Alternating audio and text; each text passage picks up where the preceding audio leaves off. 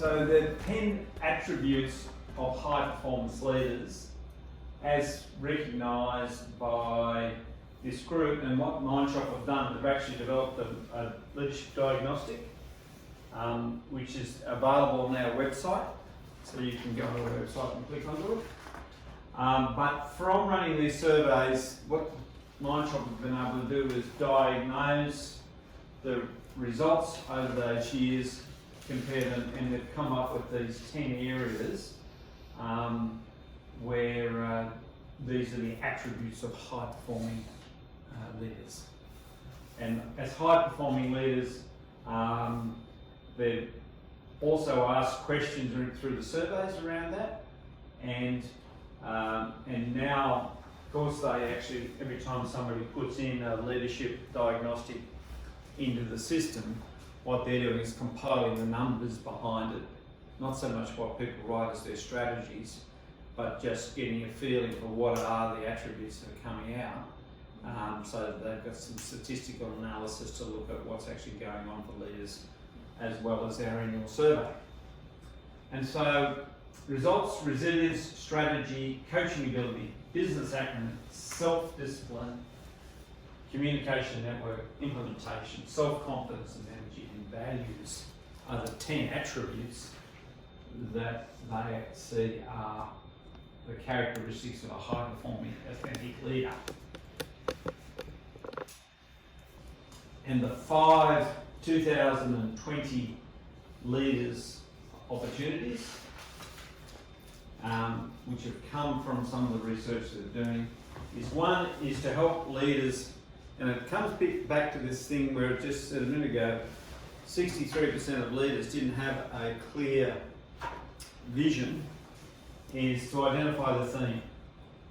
So what we're going to do with you guys today is we're going to talk about your theme around implementation.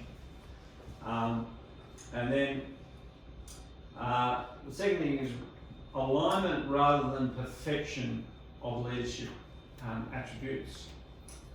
So what we're finding is that people were thinking about masters, becoming master, you get a mastery of this, so I'm going to be absolutely fantastic at that. But because of the amount of change that's going on in our environment, what we've got to look at is how do we get alignment rather than perfection in our leadership style. Why would that be? So we're all on the same page. We're all the same thing, but alignment rather than perfection. You're kind of moving with the flow. You're still working towards a theme, but if you're only focusing on one thing, you're missing all these avenues. Yeah, and I think that's the thing that's happening now. Because there is change going on in our environment, nothing new that we can see, but how do I move to those changes? I've got to be more flexible in my leadership style, but I have to have my team aligned in the process rather than just, doing the one thing. Less is more. It goes back to the culture too. Huh? It goes back to the highest capabilities, culture. Yes. Yeah. Less is more. Where leaders need to slow down in order to speed up. Focus on the 20% areas rather than the 80% areas. And I think that's definitely where your headspace is.